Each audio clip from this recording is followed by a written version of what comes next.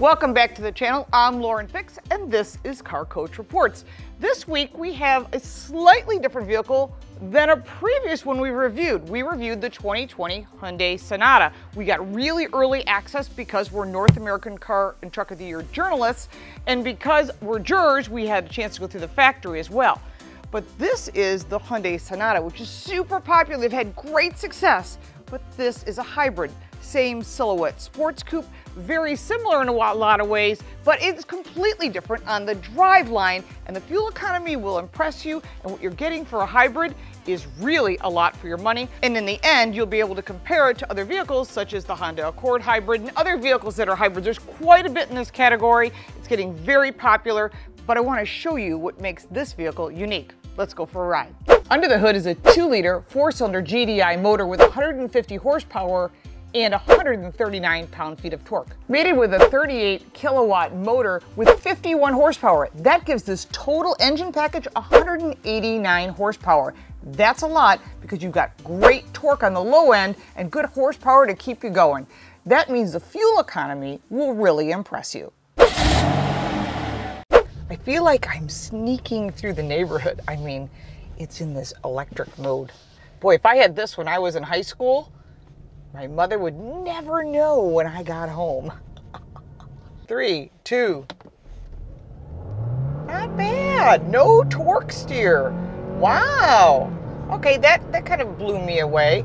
You know, considering the horsepower of just the gasoline engine on its own, 150 isn't bad. When you add in that Atkinson engine, it really gives it that get-off-line power, which is what people want. And if they didn't have it, they wouldn't even consider owning a hybrid. But this really helps people think about, I can get on an on-ramp, an off-ramp, maybe I want to be a spirited driver today. Certainly things to consider. I'm driving it in sport mode. If you put it in a regular eco mode, it's not going to have that same kind of power. And after a certain speed limit, which is somewhere around that 30-mile-an-hour range, that's when you're going to have to go into the gas. So remember, you've got a certain range of electric and a certain range of gasoline, and combined you're getting about 680 miles on a tank. That's pretty darn good. The best fuel economy you can get in the new Sonata Hybrid is with the Blue Edition. That's got the smaller wheels, the 16-inch wheels, and the fuel economy is pretty impressive. That's 50 miles to the gallon city, 54 on the highway, and 52 miles to the gallon combined. Like, you would think that's like Prius numbers, but that's what's interesting. You're getting a full-size 5-person sedan or coupe, whatever you want to call it. It's really a 4-door sedan, but it's a coupe styling. And I think that's the positive on this. Now, there are 3 drive modes. There's Smart, there's Eco, there's Sport, my favorite, of course, and Custom. So you can make it however you want. You're driving back and forth to work, you have a lot of time sitting, then it would make the most amount of sense to have the Eco mode. With all of this combined, from a performance perspective, when you compare it against the Camry, the Accord, and the other vehicles in the category, it's lacking just a little bit. I don't know if it's just the get up and go or the fact that it has to be in sport mode to have some chutzpah, and you can fill in the other word that I was thinking about. You can write that down in the comments. I'm going to give it an 8 for performance. I live in New York, and the roads here pretty much suck, but I try to find some smooth roads to do some handling, like here where I can kind of put my foot into it.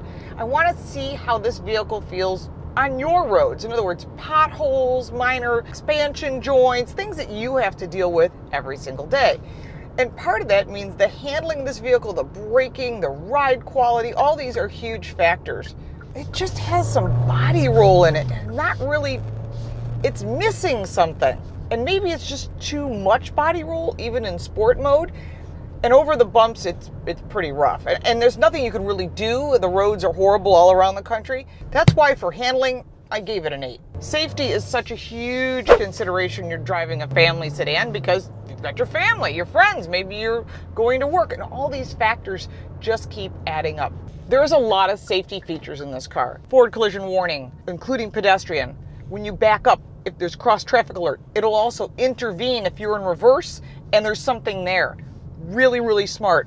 My favorite safety feature of all of the safety features in the Honda Safety Suite is when you put on your turn signal, one of the gauges, left or right, turns into the camera on the left or right side.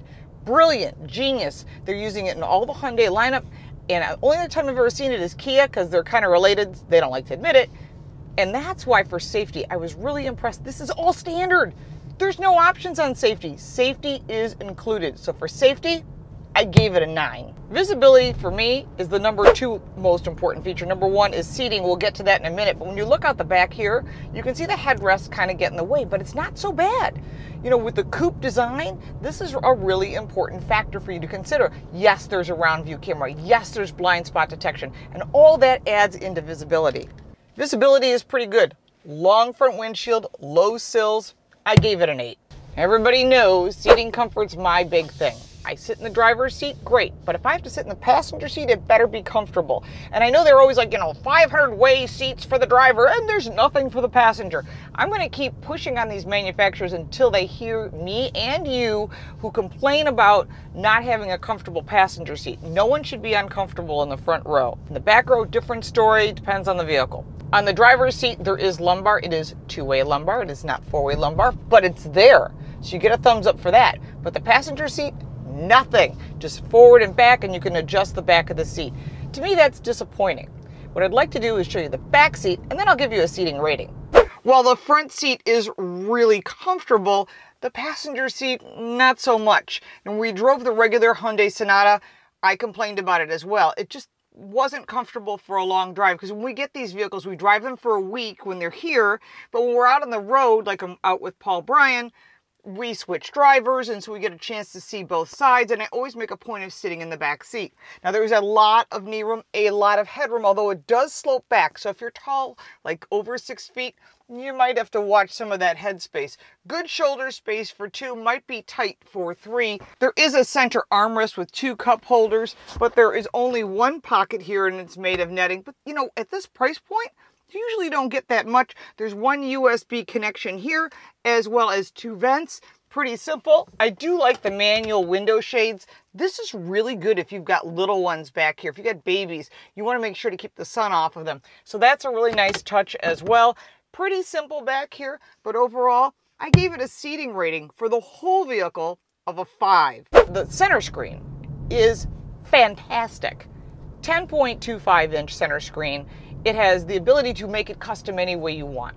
So in this case, I've got navigation, I've got my Bose 12-speaker audio adjustment in the center, and I've got the hybrid on the right. And I'm getting in the mid-40s, and I've had this vehicle for a week. And believe me, I've driven it everywhere. I'm really impressed with a lot of the features that are in this car as far as technology. Going further down, you've got your vents, your 2-stage climate control, heated, air-cooled seats. I mean, there really isn't anything missing on this vehicle. I'm just looking and looking, going, what is this vehicle missing? I can't think of anything. I mean, really, when you're looking at technology, there's lane departure warning. They can push you back in the lane. I mean, some of the features I shut off. That's, again, a personal thing. Going down, you've got wireless charging. You've got a 12-volt outlet. You've got a USB. You've got it. I mean, this is everything you could possibly want. 2 USBs, 2 cup holders. It's push button for the Prindle, which is park, reverse, neutral drive. Usually there's a low. That's how Prindle came to be. Going further back, you've got your drive mode adjustments and a very basic center console. That's all not part of technology. Some of its features, we'll talk about that in a second. Great audio system, by the way. I mean, they used to use an Infinity audio exclusively, and they've switched to Bose. I have no clue why. I'm sure it has to do with dollars and cents. There is no sunroof in this car, by the way. It's because of the solar panel. This is that pretty cool solar roof. You can see all the solar panels in this. Now, this is optional. We don't have a price point on it, but for the extra 2 miles of distance, that might be worth it to you. Certainly something to consider, but a really cool feature. Now, overall, you're looking at technology and all the cool things that are in this car, including the Hyundai card. This means you can keep this card in your wallet. You can keep it however you want in your pocket. You can use it as a key. Brilliant. You can also use your phone to start the car, to do all kinds of features, lock it, unlock it. I think that's great. And there's tons of apps also. Hyundai's really big on getting that and connected to Alexa. That's all part of Hyundai's package. For technology, I gave it a 9. Features, you've heard me just rant and rave about the features in this car. Literally, there's everything you want, including paddle shift. I don't know why you'd want paddle shifts on this car. It makes no sense to me. I had that conversation with Paul Bryan when we were driving the regular Sonata. I don't understand. Head-up display is there. Again, technology, but also a feature. There is so much on this vehicle as far as what's available. You can adjust everything, you can customize everything, you can make it your own. Everything's easy to understand. That's really important when it comes to features. Rarely do I see that everything's super simple and easy to understand. They don't complicate matters, and that's impressive. So when you're looking at all the features in this car, everything it offers, and there really isn't anything really to add to the list because it comes with everything. Rarely do I give a 10 to anything, but for features in the Hyundai Sonata Hybrid, it definitely earned a 10. Design is so important, whether you're driving a hybrid or a regular combustion engine vehicle or even a truck.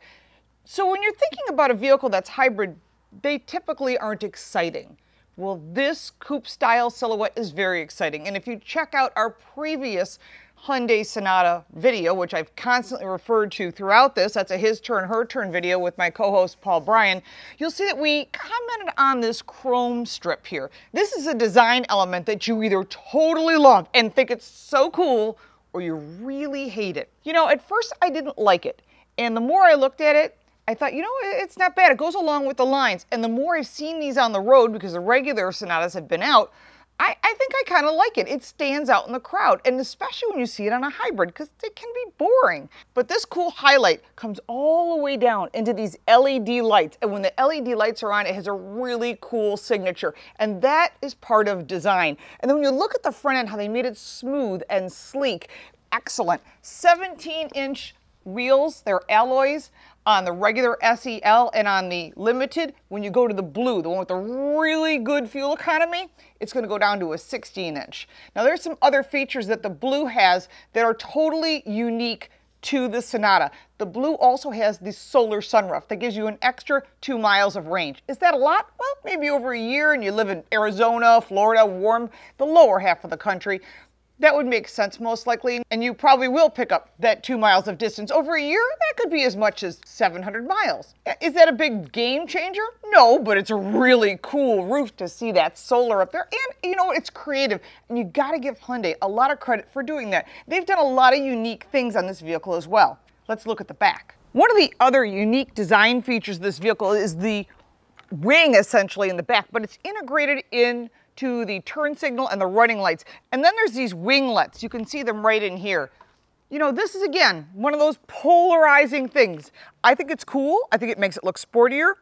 Again, it's a personal choice, and it's on the regular Sonata as well as the hybrid. And it was wise that they had them the same. It just creates a nice family. So that part of the detail, the LED taillights, just the overall coupe design is really cool. When you blend the exterior in with the modern interior and what it has to offer, it's pretty impressive. So for design, I gave it a 9. Quality is an interesting factor when it comes to Hyundai. They're not like other car manufacturers. They own the company that makes the steel that's in this car, as well as the other materials. Very smart. Control your supply line. It allows for just in time. What does that mean to you? That means when you order a vehicle, it gets delivered quicker to the dealer, which means it gets in your hands quicker, and they can control the quality from the beginning to the end. That's a really smart. A lot of manufacturers can't afford to do that. And when you look at the fit and finish and the details that are in this car, every single thing from the head-up display to the buttons to the soft touch everything, really impressive. And for quality, I gave it a 9.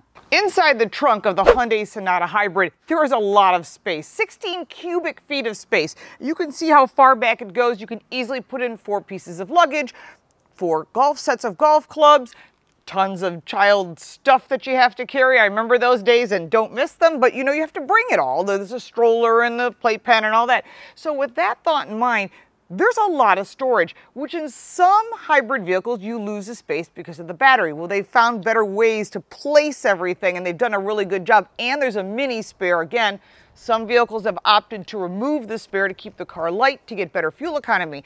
And like I said, if you buy the blue trim level, you're going to get amazing fuel economy. Overall, for value, though, when you're looking at the price of this vehicle, which we really don't have other than somewhere in that $25,000 range, and when we do get it, we will put that down below. We know the value is going to be really impressive. So for value, we gave it a score of 9. Now, where it lost some points is the passenger side seating. And I said that when I was covering seating, and it frustrates me that for the $30-some it costs to put lumbar in the passenger side, They just haven't done that. Now, is that a deal breaker? That's a personal choice. For me, I think I should be comfortable on both sides of the vehicle. So it lost some points in that perspective. And as far as handling, it was good. It was a little gushy, but you know, it is a sedan. It's not a sports car. I get that. And some of the pickup, the transition and getting used to the hybrid technology, they've done a really good job. They lost a few points in a few other areas, but really there isn't much more you could potentially add to this vehicle. So that gave it a total score of 84, which is really, really high for a vehicle in this category. Don't think that it's in the 80s that it's bad. It's not a bad car. When you're thinking about buying a hybrid, this is certainly one you need to consider. Yes, every manufacturer makes one. You can get SUVs and you can get sedans, but this really has class. It has style. It's modern. It's sleek.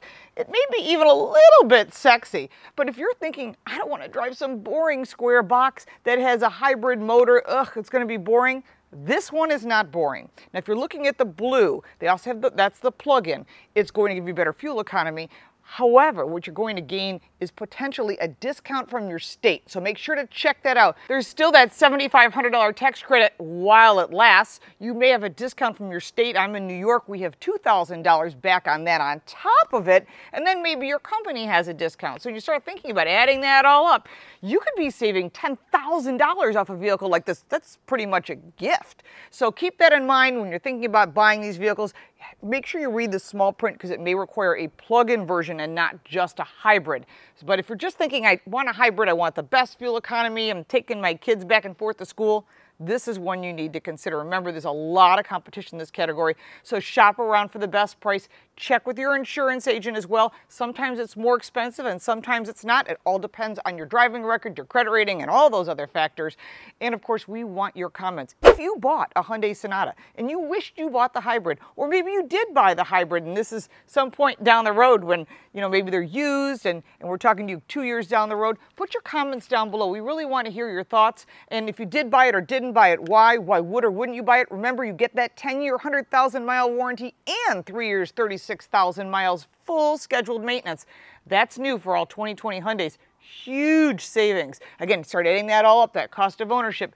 And this may be a really good value for you where the other people are not offering that. So keep that in mind. Thank you for your support on our Patreon page.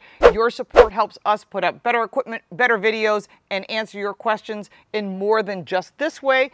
And of course, we thank you for your subscriptions, your shares, your likes, and your comments because we love them and I do reply. Thank you so much. Everyone be safe out there, be healthy, and we'll see you next time.